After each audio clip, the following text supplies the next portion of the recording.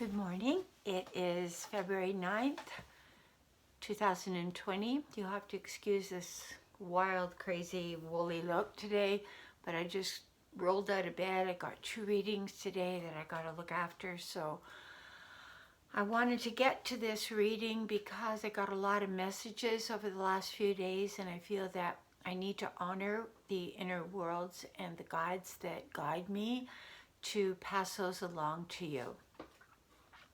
I feel that right now we are at a place of the roads come here and then it's going either way, and we have some choices to make. And I'm not just going to link myself totally with Democrats or with Republicans or with independents, but just as a soul looking at the unfoldment of the destiny in the moment of the United States. My name's Elizabeth DeVries. I have an email address, AngelicMercy44 @gmail.com if you wish to contact me for a reading, astrological, mediumship, or intuitive, connecting with those on the other side, or simply looking at your basic astrology chart, your progress chart, and what's affecting you in the heavens at this moment. I want to get right to it today because I've been looking a lot at the chart of the United States, the chart of the United States election on November 3rd, and the chart of Mike Bloomberg. And I want to do this from an apolitical place. I want to do this with a message of seeking somebody that is the closest to the United States chart right now in regards to, because the United States as a whole has an energy and it's going through its own evolutionary process right now. And you may have noticed, if you are at all interested in astrology, that many presidents have had strong Aquarius in their chart. They've either been an Aquarius, had an Aquarius rising, or had an Aquarius moon. The reason for that is that the moon in the chart represents the populace, and the American chart has the sun in Cancer and the moon in Aquarius at 27 degrees. Here's the US chart. So the moon, I'm going to post this underneath the video on Facebook so you'll be able to study the chart yourself. But basically the moon is in the 3rd house of communication, and the moon being in Aquarius, it's very much a populous nation, and a nation of a variety of backgrounds, religions, colors. So that is the basic setup of the country. And I took a look at Mike Bloomberg's chart because the question I was hearing was, are we seeking as a country, at the soul of the country? People talk about the soul of America right now. Are we seeking someone that can bring a counterpunch? In other words, we see the president up there throwing a punch every day, every minute, every sentence? Are we seeking someone to come back in and throw the counterpunch, or are we seeking somebody that is going to soothe us and bring us a sense of restoration and healing for all the divisiveness? Are we seeking a leader of the country that will be standing with dignity and spirituality and deep philosophical heart and soul and great compassion? What are we seeking as a country? So I looked at Mike Bloomberg's chart. His sun is 25.5 degrees Aquarius. His moon is 17 degrees Aquarius. Right, sun and moon conjunct the populous moon of the United States. So he's not as far away, even though you look at him having $70 billion, he's not as far away in his capability to relate to the populace as one might think.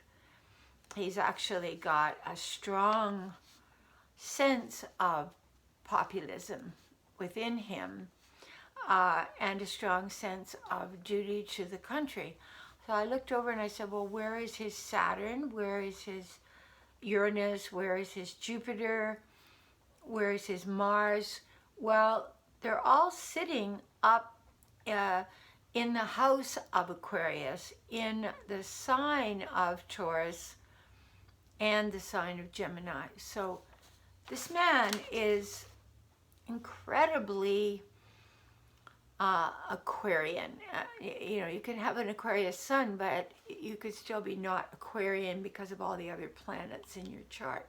But this man's planets are all sitting in the house of Aquarius. So he definitely came here to serve. He definitely came here to bring about transformation. And if you look at his personal chart, he is a Cancer rising, which is a very nurturing. It's the sun sign of the United States.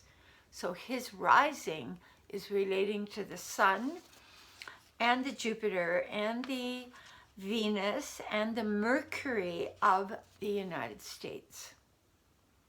So he's got a link through the water, and then he has a link to the moon in Aquarius.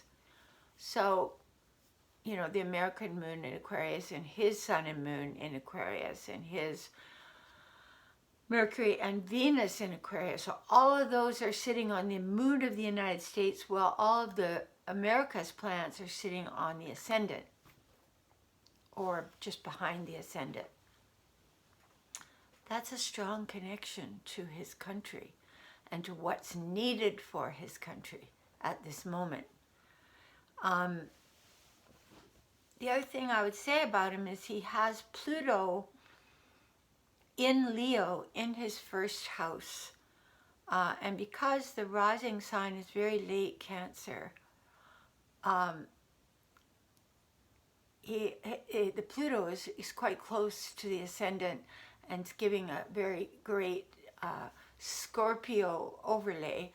Plus his sun and moon are sitting up in the right near the border of the 8th house of Scorpio. So he's got a lot of scorpionic, I mean, he's got his sun and moon actually in the 8th house and Mercury on the cusp of the 8th house. So he's got a strong Scorpio in the chart, and he's got a strong Pluto on the ascendant, and he's got a strong Aquarian energy. So if I was going to say what are the main energies of this man's chart, I would say predominantly Aquarius, predominantly impacted by Scorpio, influenced by Scorpio. So he's a mover and a shaker. He can readjust. This is a man that can go along if something's not working and just take it and turn it completely and start it over and get it going again. Like he's somebody that can take the situation as bad as it is and rehabilitate it, make it rise from the ashes like the phoenix, and make it into a viable option. And so that's a great part of his chart. The other thing is that Mars, Saturn, Uranus, all being in the house of Aquarius, he's an ingenious thinker. He's an ingenious. He's got a karmic obligation to Mother Earth, to the environment. Saturn and Taurus people, their karma is connected to the earth. There's also a karmic relationship with money. Taurus ruling affluence and wealth and real estate and all of that. Saturn in Taurus also relating to our values. What are our values?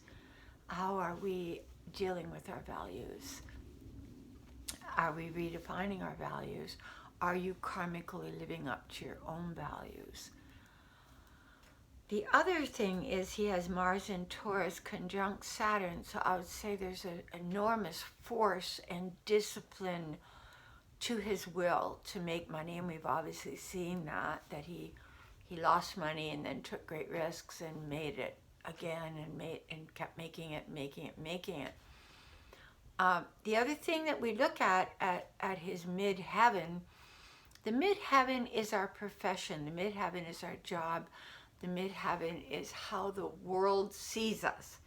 And he's got Aries at the midheaven, which is ruled by Mars. So you see him as a warrior spirit. You see him as a feisty guy. Doesn't put up with any nonsense. He's a fighter. Do we want a fighter right now? It would appear that the Democrats and a lot of the independents want a fighter. They want somebody who can get into the ring and oust Trump. They want somebody that can counterpunch. That seems to be their main goal and desire. Now, will we always as a country want that? Gutsy, fighter, feisty, successful, slightly detached, innovative success man. Is that what we ultimately are going to want as a country that is moving, hopefully, more toward a spiritual unfoldment? I don't feel it is. I feel down the road that's not what we're going to be looking for. But right now, to set things right again, it's kind of like putting into the ring with Trump somebody that can do that major counterpunch. This guy's chart, he can do it. And I think that ultimately at the end of the day, because he's an ingenious thinker and he's doing a whole different way of campaigning, and then he has a massive sum of money behind him, there is the possibility of success here. We may not know it for about 4 to 6 weeks, but I feel we will definitely know later February what's going on here. And yeah, he's choosing, here's the card of the entrepreneur. He's turned his back on what society normally does to get elected. He's completely turned his back on that and has chosen a path that is mathematically constructed, strategically constructed, and monetarily funded. So we're going to have to see how that works. But I do have to say that his chart, as aligning it with the United States, is tremendously aligned for matching the criteria of what the founding fathers wanted on that day. And we have to remember that we are still, in a way, thinking in a Neanderthal way in the country of success, of materialism, of power, of there's an exploitation quality to most politicians and a self-serving focus. I don't, with Bloomberg, when I look at his chart, I don't get the feeling it's self-serving. I get a feeling of somebody that's just like, damn it all, this country's going to be destroyed, ruined. Somebody's got to change it. I'm the only one that's got the money and the fight to get in there and take it over and get it set back. Because he's done that all his life. He's taken corporations, he's taken situations, and he's redone them. Just reconstructed them so they work. So that's what I think is his main, what's pushing him from within, I feel is, I wouldn't say completely altruistic, because I think he has got to go for the jugular quality to him, but definitely a higher minded reason to want to lead the country right now because he sees it could go down the tubes. He sees that the huge deficit and the GDP slowing down. Being a businessman, he sees where it's heading. And so he knows that this economy is not going to last, that there's going to be a big shift and a slowing down and and he also sees the great disparity between the rich and the poor.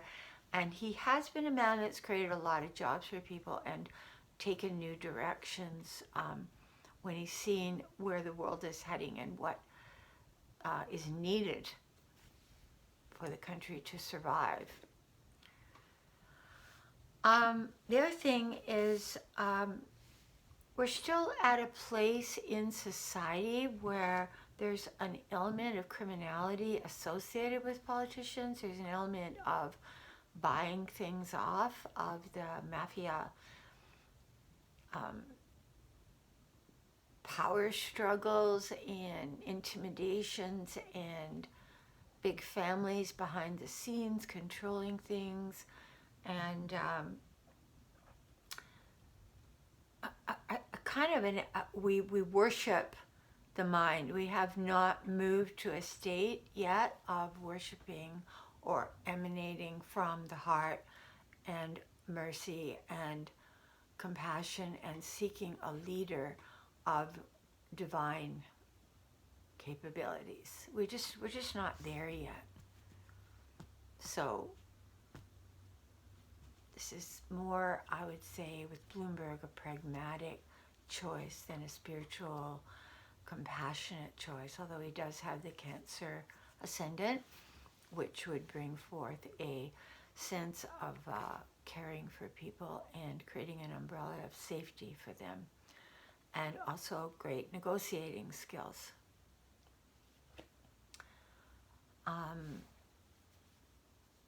I say choose a card for him right now of the essence of what he's going to bring to the country if he does succeed. And I'm also going to look quickly at the election day and how that coincides with his chart.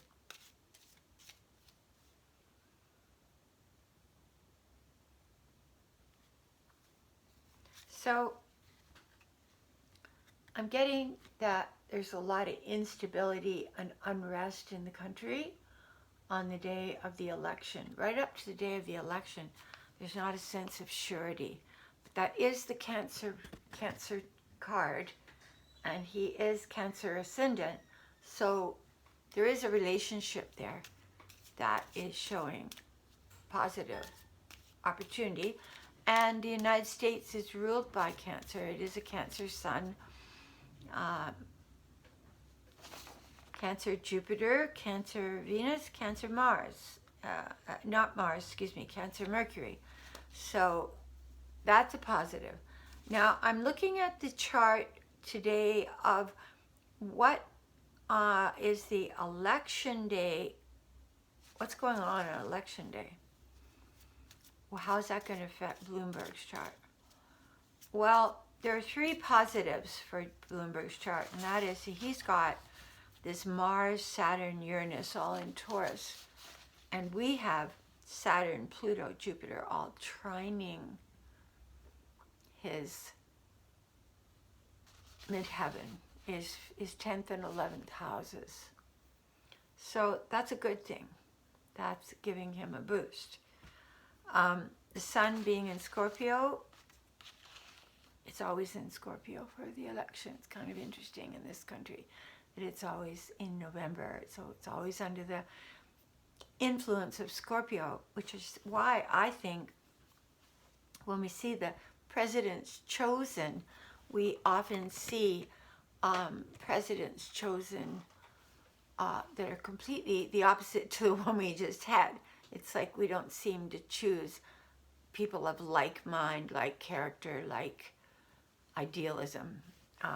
We seem to choose the polar opposite, which is very indicative of the polar opposite diversity that's still going on in our country. It's not a universal choice. It's more of a divisive choice.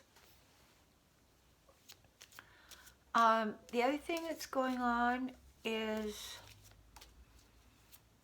we have Mercury and Venus in Libra, which will be working nicely with his Sun and Moon and Mercury and Venus.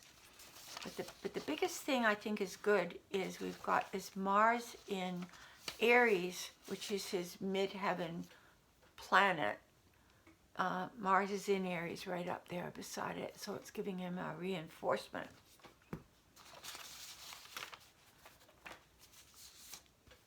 As to whether he's going to get in or not, let's take a look at that. Let's just take a look at that. I'd like to move to November 3rd and do a chart on who's winning, and if it is Trump, I would like to see the King of Swords.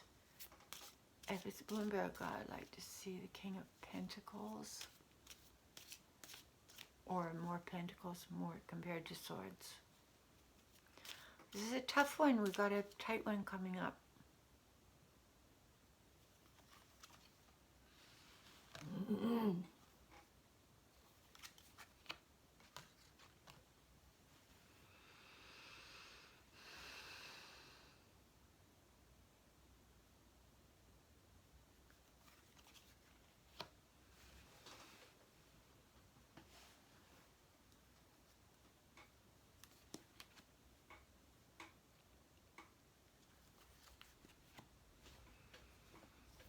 They're not giving me a definitive answer, but they're saying there's going to be a lot of chicanery, a lot of cheating, a lot of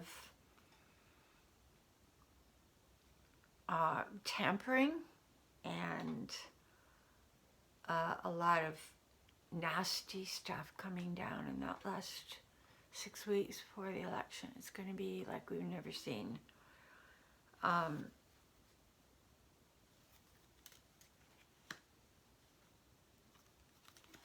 Somebody is going to go along doing extremely well and clear, and somebody is going to deteriorate in health. I see somebody that is not well. Who is that that's not well?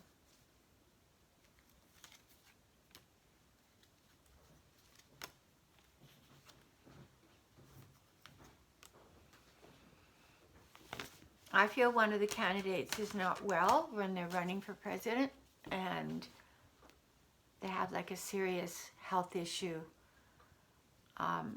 in the last stage of the election. There's going to be a big shift in the apple cart's going to be upset in some way, and things are going to move very fast, and then there's going to be this intensity of someone having to either heal and still be in the race or step back from the race and somebody else step in to take over. I'm going to have to do more readings on this because I wasn't expecting this to come up today, and I want to look at that deeper. But definitely from mid-September to the election, there's a huge, huge thing that goes on as far as somebody being profoundly affected and something heavy duty happening. So I'm going to do a whole reading on that the next time, because today I basically wanted to discuss Mike Bloomberg, and I wanted to discuss the fact that I would like to see the country, not that my little voice here is going to run the show, but what I would really love is that eventually we would choose a leader coming from our heart, without a party banner, without a belief between right and wrong of defining somebody so tightly that we completely exclude everybody else. I would like to see a leader step forth that maybe is an independent, but is idealistic and spiritual and intelligent and wise. That's what I'm envisioning for America. I don't see it in this next election, but I see that there's a rectification coming in the next election. That's more what this election's about. But the true leader, the true soul leader, we're just not there yet. So we need to pray for America, and we need to stop the backbiting and the fighting, and we need to show mercy to each other and compassion. There are a lot of people out there who just walk the streets or go into some jails or go into some mental institutions. Take a look at some of the people there and realize that that part of you exists within you, that exists. And it's very sad, and there's a lot of people without anything right now, homeless. And we need to get out of this polarity thing and get into our hearts and into the center of compassion and just feel the love. Feel the love. Okay, I'm going to end there for today. A few things got stirred up in this reading. So we're going to look at that over the next week. I'm going to do a few readings on this. And I trust when they tell me things like that. And I do feel that we have to stay strong and be really courageous right now. And don't whine. Be gutsy. Go to your God within and honor the divine as the ultimate source of wisdom within your soul. Your link to God is through your heart. God be with you. And thank you for staying with me to the end of this video. I hope to talk to you again soon. God bless you.